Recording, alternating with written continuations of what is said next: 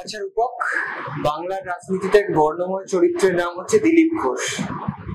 এইবারে তার ভবিষ্যৎ কি? এই নির্বাচন দিলীপ ঘোষের কাছে জীবন মরণ নির্বাচন। এই নির্বাচন যদি দিলীপ ঘোষ জেতেন তাহলে তিনি রাজ্য রাজনীতিতে প্রাসঙ্গিক, আর যদি তিনি হেরে যান রাজ্য রাজনীতি থেকে তিনি রাজ্য রাজনীতির ইতিহাসের পাতায় তার স্থান হবে। তিনি যে কেন্দ্র থেকে প্রতিদ্বন্দ্বিতা করছেন তার যে খুব একটা ইচ্ছে ছিল এই কেন্দ্রে লড়ার, এমনটা নয়। সেটা হলো বর্ধমান দুর্গাপুর লোকসভা। এই বর্ধমান দুর্গাপুরও বর্ধমান জেলার অংশ। 2009 সালেও এখানে সিপিএম এর শেখ সাইদুল হক জিতেছিলেন। 2014 সালে মমতাজ সংঘমিত্রা তিনি জেতেন। 2019 সালে 2400 কিছু বেশি ভোটে কান ঘেঁষে এস আহলুওয়ালিয়া এই আসন থেকে জিতে গেছেন। আমরা যদি 2019-এর চিত্রটা দেখি তাহলে আরো বুঝতে পারবো। আহলুওয়ালিয়া মমতাজ সংঘমিত্রাকে হারিয়ে জেতেন হলো 2439 ভোটে, যেটা একটা লোকসভা নির্বাচনের ক্ষেত্রে কিছুই নয়। প্রাপ্ত ভোট ছিল বিজেপির প্রাপ্ত ভোট ছিল, এখানে আমাকে পয়েন্টটাও উল্লেখ করতে হবে আর সেটা খুব গুরুত্বপূর্ণ, 42.31%। টিএমসির ভোট ছিল 42.14%। লেফটের ভোট ছিল 11.41%। আইএনসি 2.71। বুঝতেই পারছো একেবারে ভগ্নাংশের হিসেবে এই আসন জিতে গিয়েছিল বিজেপি।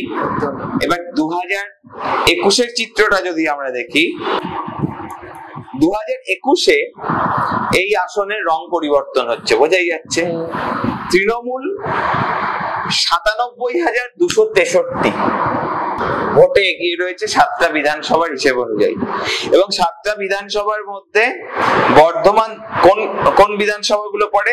বর্ধমান দক্ষিণ, মন্তেশ্বর, বর্ধমান উত্তর, ভাতার, গলসি, দুর্গাপুর পূর্ব, দুর্গাপুর পশ্চিম, এই 7টা বিধান। এর মধ্যে 6টা বিধানসভাই তৃণমূল জিতেছিল। একমাত্র দুর্গাপুর পশ্চিম আসন সেটা বিজেপি জিতে যায়। এবার মজার ব্যাপার হলো পার্সেন্টেজ অফ ভোট শেয়ারে যদি দেখি, বিজেপির ভোট কমে হয় 39%, টিএমসির ভোট বৃদ্ধি পেয়ে হয় 46%,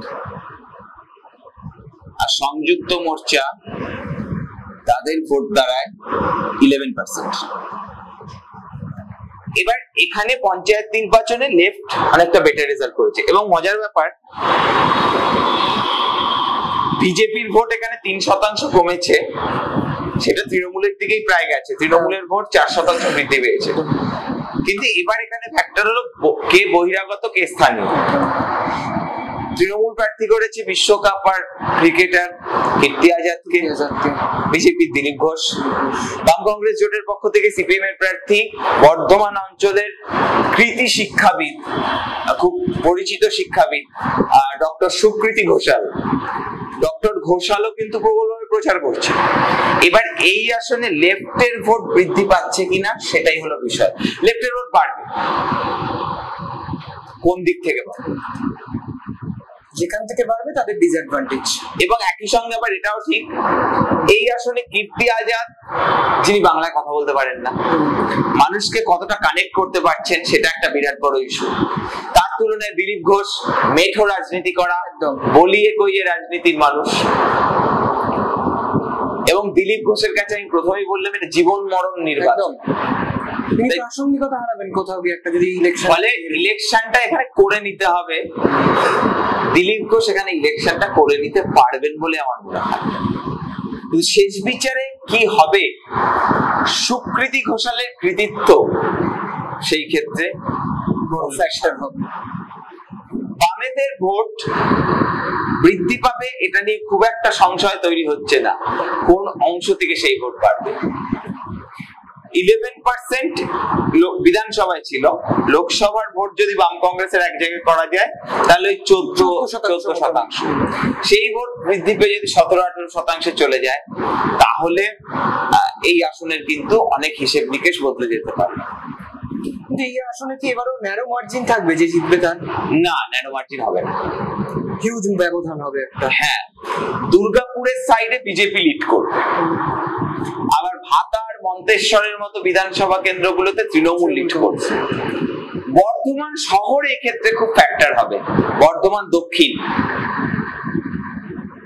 বর্ধমান শহরই আসলে ঠিক করে দেবে এই আসনের ভাগ্য কোন দিকে যেতে চলেছে। এবার আপনাদের কি মনে হয় এই আসনে কি বহিরাগত ইস্যুটা কাজ করবে? আপনাদের কি মনে হয় যে এই আসন দিলীপ ঘোষের কাছে জীবন মরণ নির্বাচন?